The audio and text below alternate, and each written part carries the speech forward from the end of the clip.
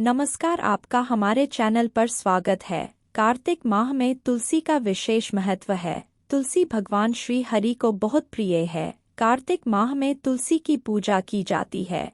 इस महीने तुलसी पूजा का विशेष महत्व है। विशेष रूप से इस महीने तुलसी के पौधे को लगाया जाता है, उसको रोपण किया जाता है, तुलसी की पूजा की जाती है। जो सुबह शाम के समय तुलसी के आगे दीपक जलाता है, उसे भगवान श्री हरि की विशेष कृपा प्राप्त होती है।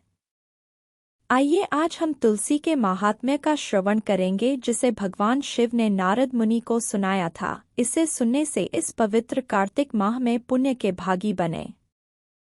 भगवान शिव बोले, नारद सुनो, अब मैं तुम्हें तुलसी का महात्म्य बताता हूँ। इसके श्रवण से मनुष्य जन्म से लेकर मृत्यु पर्यंत किए गए सभी पापों से मुक्त हो जाता है।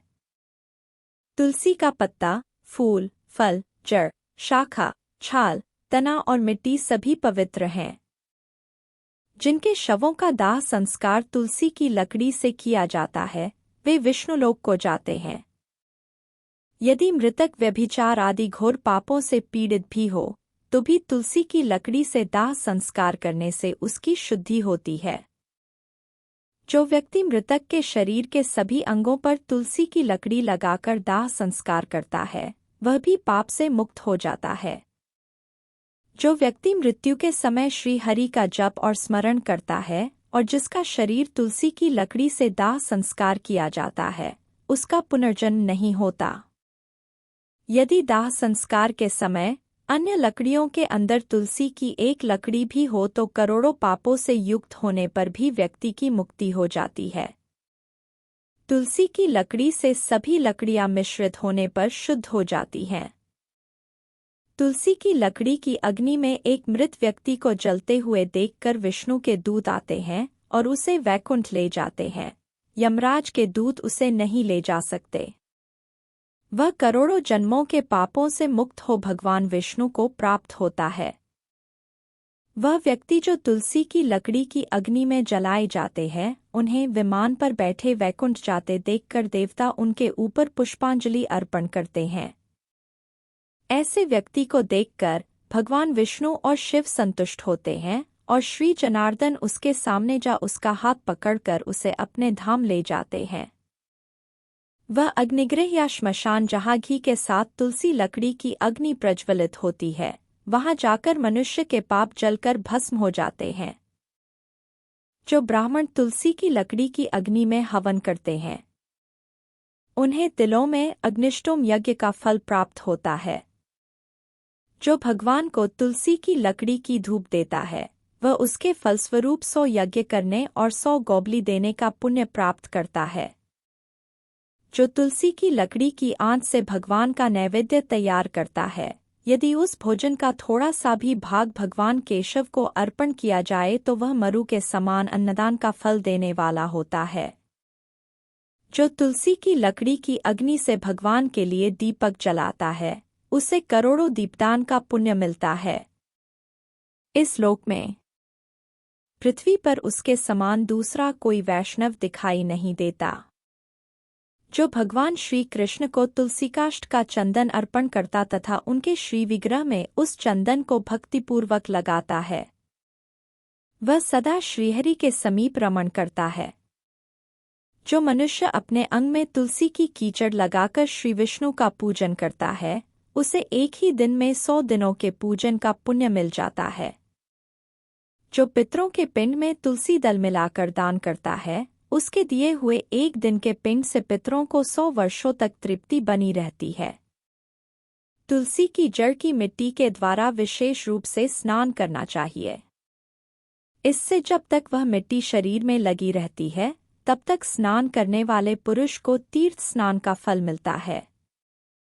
जो तुलसी की नई मंजरी से भगवान की पूजा करता है, उसे नाना प्रकार के पुष्पों द्वारा किए हुए पूजन का फल प्राप्त होता है। जब तक सूर्य और चंद्रमा हैं, तब तक वह उसका पुण्य भोगता है। जिस घर में तुलसी वृक्ष का बगीचा है, उसके दर्शन और स्पर्श से भी ब्रह्महत्या आदि सारे पाप नष्ट हो जाते हैं। जिस घर, गांव अथवा वन में तुलसी का वृक्ष हो, वहाँ जगदीश्वर श्री विष्णु प्रसन्नचित्त होकर निवास करते हैं। उस घर में दरिद्रता नहीं रहती और बंधुओं से वियोग नहीं होता। जहाँ तुलसी विराजमान होती है वहाँ दुख, भय और रोग नहीं ठहरते। यों तो तुलसी सर्वत्र ही पवित्र होती है, किंतु पुण्यक्षेत्र में वे अधिक पावन मानी गई हैं। भगवान के समीप पृथ्वी तल पर तुलसी को लगाने से सदा वैकुंठ धाम की प्राप्ति होती है। तुलसी द्वारा भक्तिपूर्वक पूजित होने पर शांतिकारक भगवान श्रीहरि भयंकर उत्पातों, रोगों तथा अनेक दुर्निमित्तों का भी नाश कर डालते हैं। जहाँ तुलसी की सुगंध लेकर हवा चलती है वहाँ की 10 दिशाएं और 4 प्रकार के जीव पवित्र हो जाते हैं। मुनिश्रेष्ठ, जिस गृह में तुलसी के मूल की मिट्टी मौजूद है वहाँ संपूर्ण देवता तथा कल्याण में भगवान श्रीहरि सर्वदा स्थित रहते हैं। ब्राह्मण, तुलसी वन की छाया। जहाँ जहाँ जाती हो वहाँ पितरों की तृप्ति के लिए तर्पण करना चाहिए। नारद, जहाँ तुलसी का समुदाय पड़ा हो वहाँ किया हुआ पिंडदान आदि पितरों के लिए अक्षय होता है।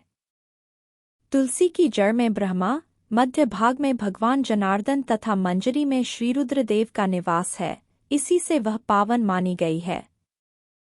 विशेषतः शिव मंदिर में यदि तुलसी का वृक्ष लगाया जाए तो उससे जितने बीज तैयार होते हैं उतने ही युगों तक मनुष्य स्वर्गलोक में निवास करता है।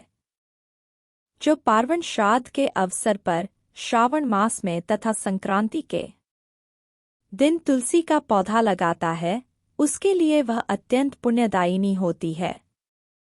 जो प्रतिदिन तुलसीदल से भगवान की पूजा करता है वह यदि दरिद्र हो तो धनवान हो जाता है। तुलसी की मूर्ति संपूर्ण सिद्धियां प्रदान करने वाली होती है, वह श्री कृष्ण की कीर्ति प्रदान करती है। जहाँ शालग्राम की शिला होती है वहाँ श्रीहरि का सानिध्य बना रहता है।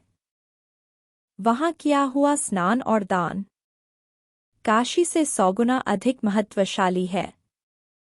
शालग्राम की पूजा से कुरुक्षेत्र, प्रयाग तथा नैमिषारण्य की अपेक्षा कोटि गुना पुण्य प्राप्त होता है। जहाँ कहीं शालग्राम में मुद्रा हो वहाँ काशी का सारा पुण्य प्राप्त हो जाता है। मनुष्य ब्रह्महत्या आदि जो कुछ पाप करता है वह सब शालग्राम शिला की पूजा से शीघ्र नष्ट हो जाता है। भगवान शिव ने नारद मुनि से कहा, नारद, लोक कल्याण के हित को ध्यान में रखकर मैंने इस पवित्र तुलसी महात्म्य को तुम्हें कह सुनाया है। जो भी व्यक्ति इस महात्म्य को कार्तिक माह या नित्य प्रति श्रवण करेगा वह भगवान श्री हरि का सानिध्य प्राप्त कर अंत में सभी पापों से मुक्त हो बैकुंठ लोक में वास करेगा।